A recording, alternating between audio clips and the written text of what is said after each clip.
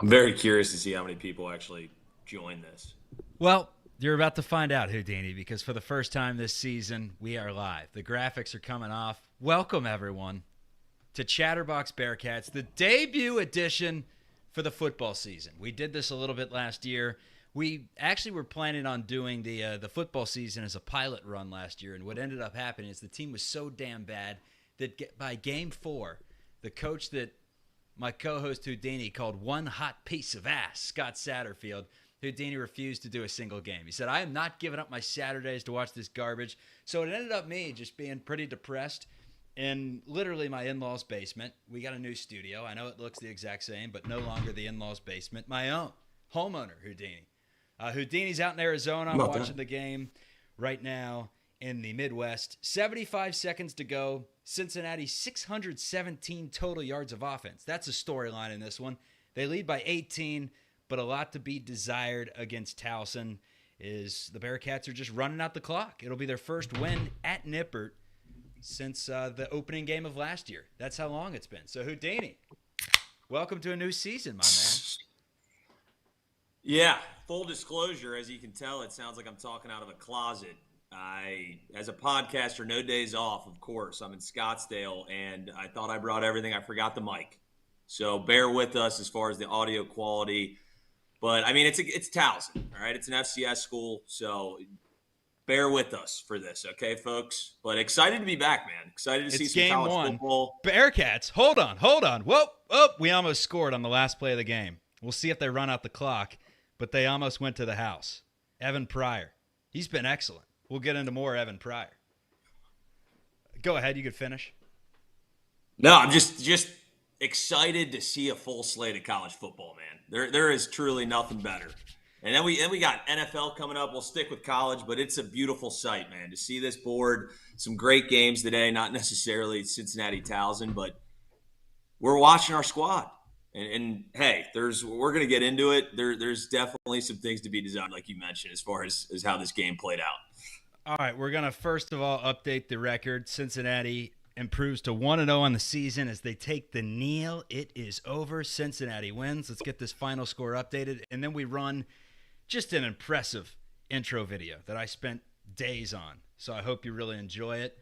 Cincinnati 38, Towson 20, the final. We start the audio portion right about now. This is Chatterbox Bearcats. You can find us wherever you stream your audio podcast. Be sure to subscribe that way right now in case you ever missed the YouTube shows. But for football and basketball, with 2 minutes left in the game, Houdini and myself are here. Chatterbox Bearcats.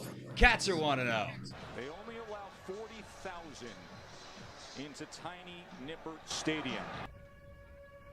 They say nothing good in life comes easy.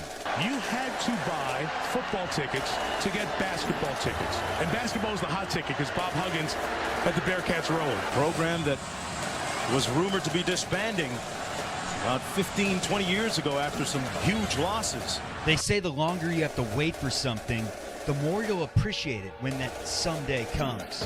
Caught! Touchdown, Armand Benz! We thought the moment had arrived. They are in the playoff. Only to find out the moment's been too big. Hey, go to hell. At the end of the day, it's a business. Present day, nobody believes in this team. Scott Satterfield, no answers at the moment. But with this program, the best things have come when you least expect it. Number one, let's go! And the Bearcats are up 16-0 in South Bend. They're disciplined now. That loudspeaker came on and say leave the field. I mean, they turned it around now and got off the field. Welcome to the only live Bearcats postgame show on YouTube. This is Chatterbox Bearcats.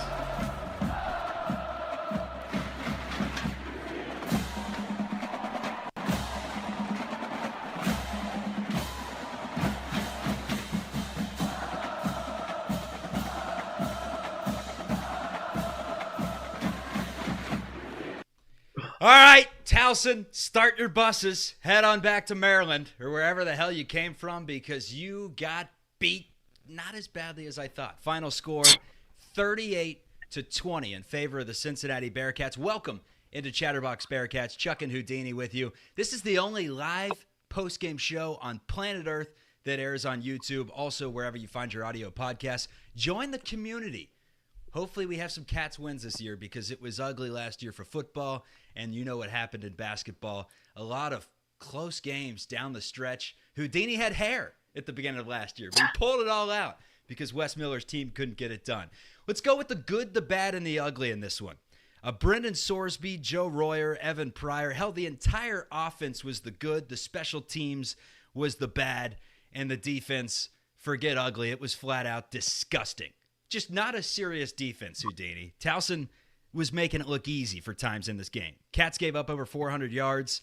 UC displayed their new 3-3-5 defense. It was quite frankly embarrassing, like Swiss cheese.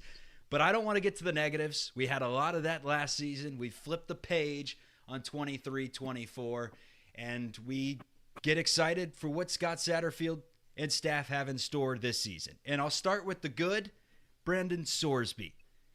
Cats look to improve on an offense that was 86th in the country in points a game a season ago. They're going to be better, no doubt, but Sorsby was good, man.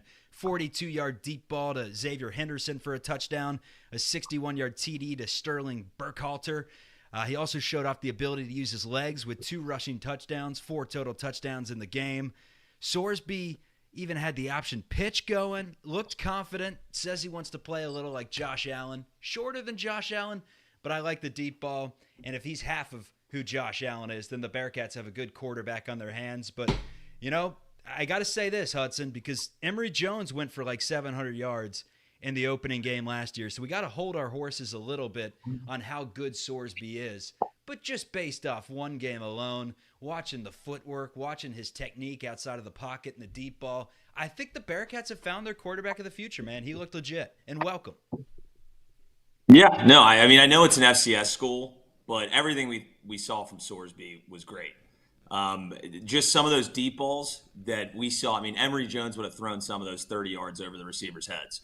So I think Xavier Henderson especially is really going to enjoy Sorsby. Very accurate. Like you said, he can move with his feet as well.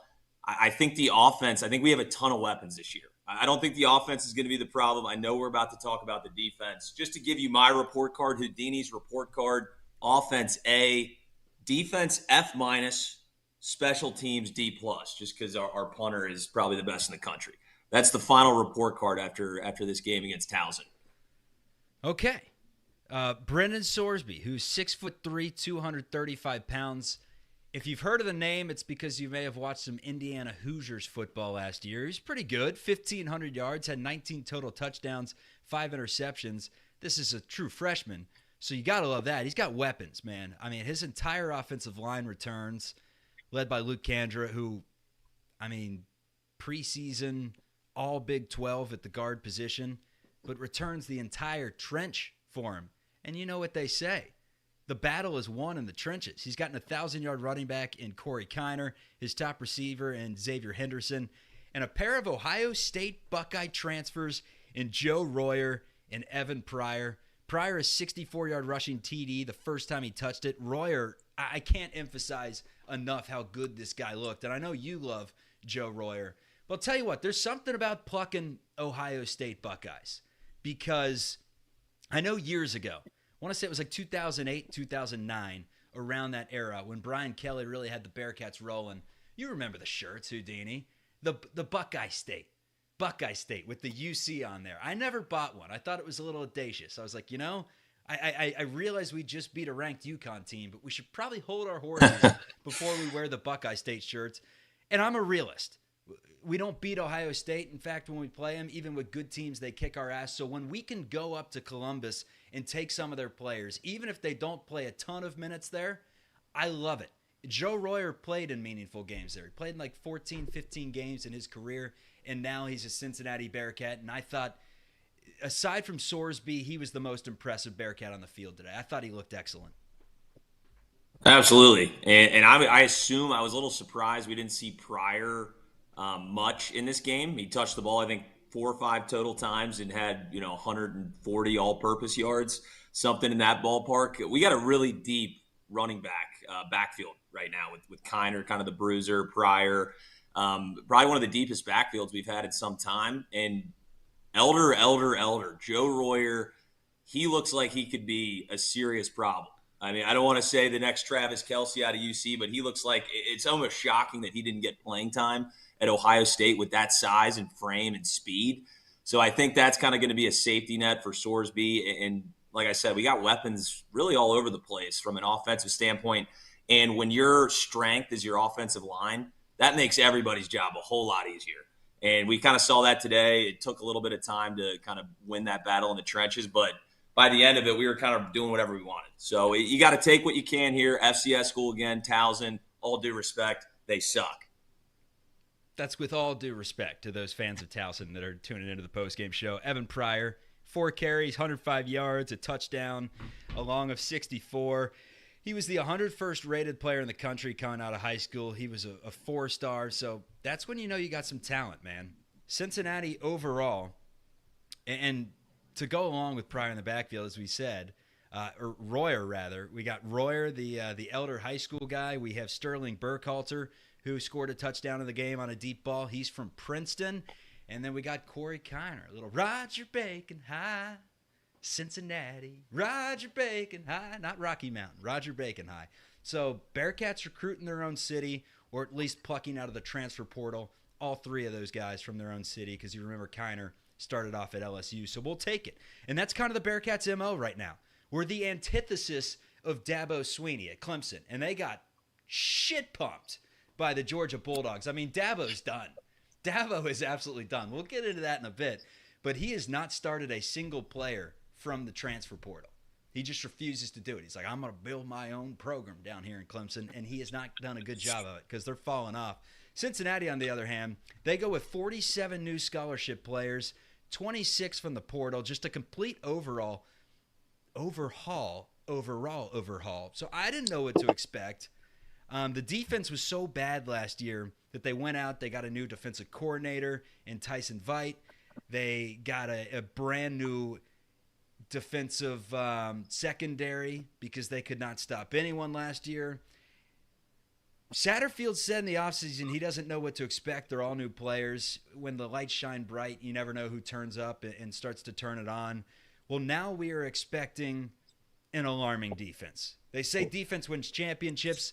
And if that's the case, then this team is not going to win a whole lot of games. That 5.5 is going to be a very tough number to go over, even with a good offense, because it was, let's be frank with you.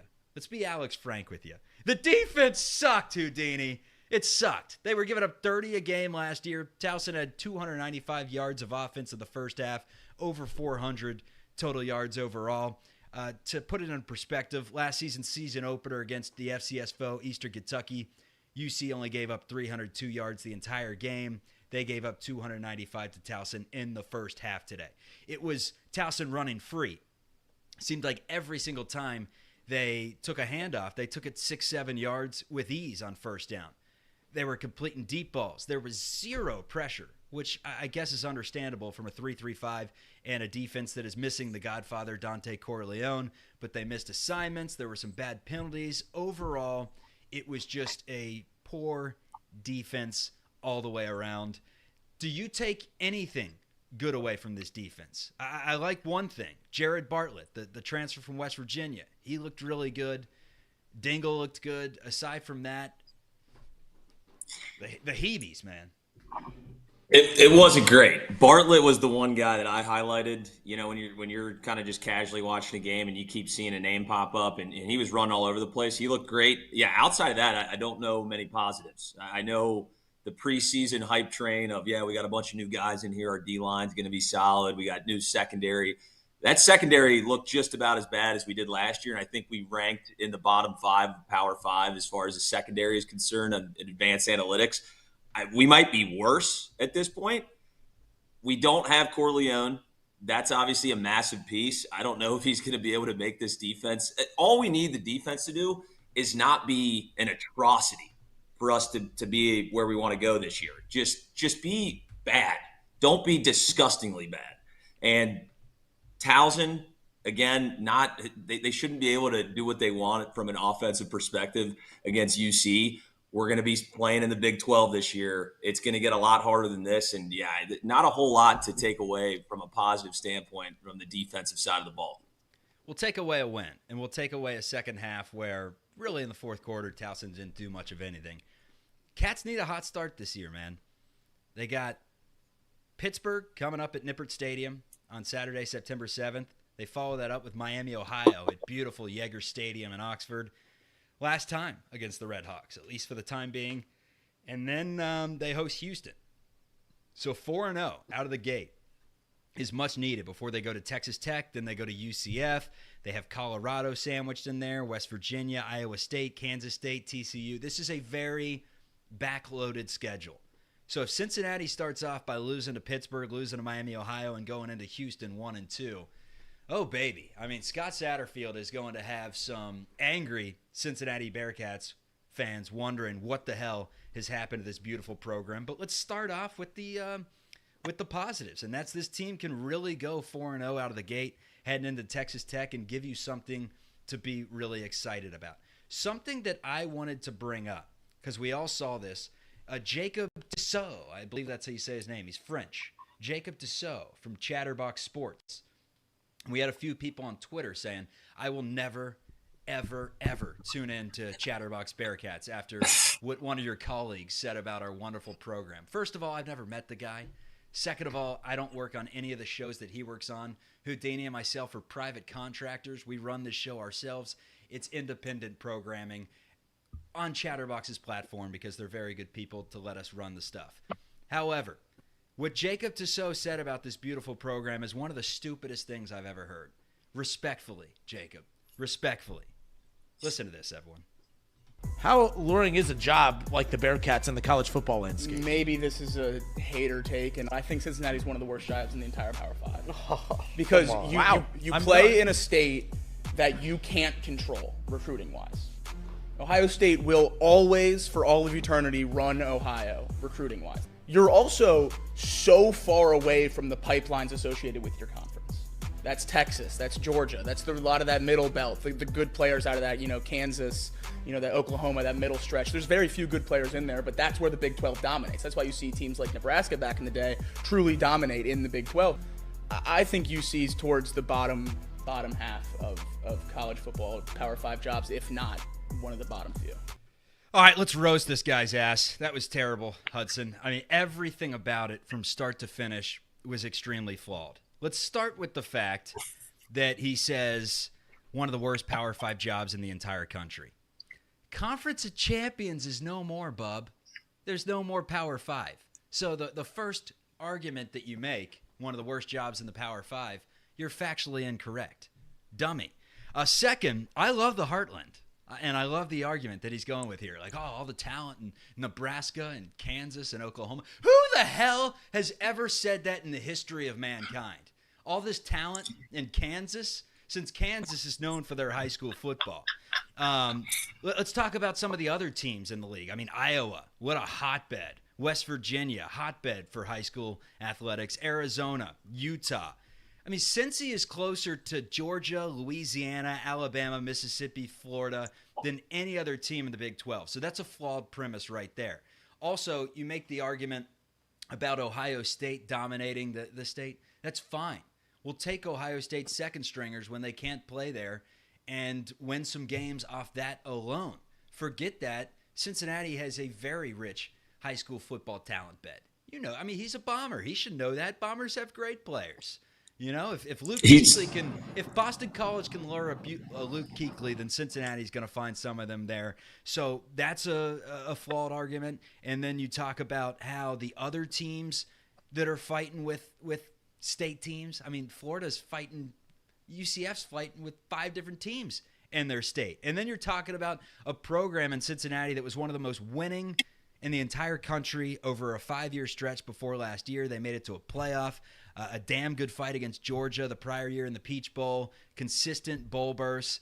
Every coach minus Tommy Tuberville has been able to come in and have some sort of success in the last 20 years. That doesn't happen at garbage programs. Go ask Northwestern and Rutgers and Duke, and I mean the list goes on and on. Cal and SMU and Syracuse and Illinois and Georgia Tech and Maryland. One of the worst Power 5 jobs in the country. You are high, Jacob. You're high. Get out of here, Houdini.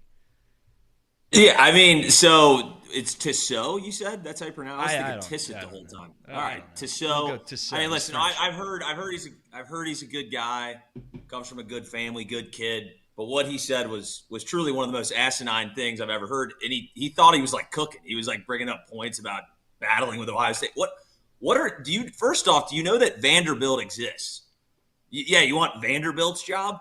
You got to be kidding me. I mean, there's been 15 teams that have played in the college football playoff since it started in 2014. UC is one of those teams.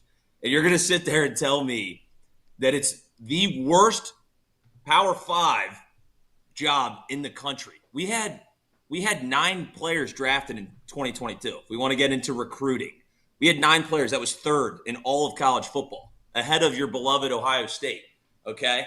So it made no sense. It just truly made absolutely no sense. I mean, even in the current 247 recruiting rankings, we're currently 7th out of 16 for 2024. Okay? Like, let's do some research, Jacob. Because what you're saying, I know you had a battle with Brendel on Twitter. I chose to stay out of it. I go, listen, this is friendly fire. But we'll have a take when the time is right, and the time is right now because it makes no sense. UC will be a very sought-after job if Satterfield can't figure it out. I know you mentioned playing Miami. If we lose to Miami, Satterfield's gone. Let's make that clear, and this will be a very sought-after job. So it's just ridiculous commentary. Ridiculous commentary, no doubt about it. You know what? Take Labor Day off, Jacob. In fact, take the entire week off. Just, sip on a few pina coladas. Enjoy the sunshine before the Cincinnati fall turns into winter very quickly. And go cheer on your he's a Bama fan and a Buckeye fan. I mean, that's as bad as it gets. That's gross. Just truly an absolute atrocity. But Cincinnati improves to 1-0. They take down Towson 38-20. At Nippert Stadium. Up next for the Bearcats is the Pitt Panthers, a rematch of last year, a game that Cincinnati won, and after they did win that game behind a big rushing performance from Corey Kiner, we thought that Scott Satterfield had this program on the right track, and then all hell broke loose after that Miami game. All hell broke loose. But the game's at noon against Pittsburgh. That's Eastern time, so Houdini and myself will be back with you then. One thing that I wanted to get into before we send this show off on a good note and call it a day and hit the town, and you being in Scottsdale, enjoy yourself some dry air, is Dabo Swinney. Because as a Cincinnati Bearcats fan, there are a lot of teams that I have the right to hate, right? Pittsburgh being one of those teams. UConn, I still hate them. I mean, even though they stink, I don't even know what their football program's doing nowadays. What are they, an independent? I hate them. I don't hate West Virginia that much. I respect them. I respect the Mountaineers. We both have family that's tied to the Mountaineers, so I don't hate them as much. Louisville, hate them. UCF, UCF's the worst. And we're starting a rivalry with Iowa State because they have a great fan base, and we're hoping that Iowa State just implodes so we can make fun of those people over there in Ames, Iowa. But one of the other teams we both hate is the Clemson Tigers. Why? I don't know. But Dabo Swinney, to me, is just the holier than thou and just the worst. So right now he's getting, after he and his squad got ragdolled by 35 points to Georgia, he is getting lit up on Twitter. I saw one quote with a picture of him saying, "They're saying I'm washed. You're darn right I am. Washed in the blood of the Lamb." Another one that I saw, "Everyone's saying we only got 3. Well, I'd say we got the biggest 3 of them all. The Father, the Son, and the Holy Ghost." And look, Houdini and I raised Catholic. But Dabo Swinney does it to himself, man. They asked him about NIL and what he thought of it, and he's like, all our players play in God's name, image, and likeness. And just says some things that make him an easy target. But apparently things are not going well at all in Clemson because they lose big. West Virginia, I believe, fell in the game to Penn State. Yes, 34-12. Oklahoma State had a win in the Big 12. And then aside from that, we got a lot of bad football games in the Big 12 for the most part. Colorado did win their game against North Dakota State that was on Thursday, I believe. And then Ohio State taking care of business against Akron. Miami, Florida, just destroying the Gators. The Gators appear to stink. And the beloved Ohio Bobcats losing big to the Syracuse Orange. But overall, man, It's great to have football back. Tell you what, you get older and the summer just flies. You know, you're younger and you get put into a timeout. You were telling me this story. Your mom used to put you in timeout and say, go up to your room, and 5 minutes would feel like 7 hours. Nowadays, you snap your fingers and summer's already done. What has happened?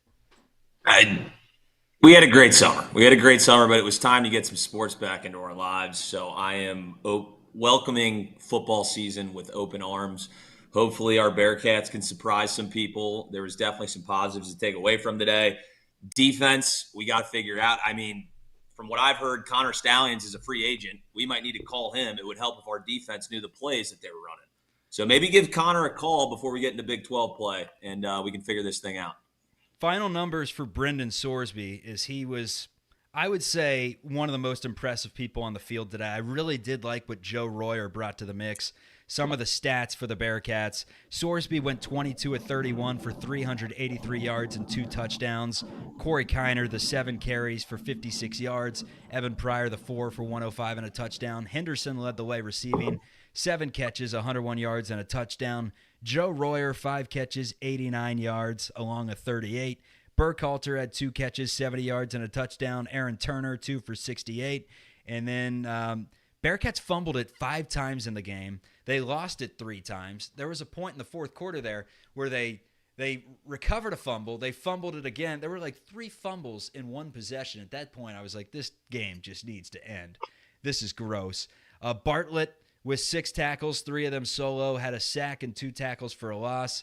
And then the other sacks in the game, Eric Phillips had 1.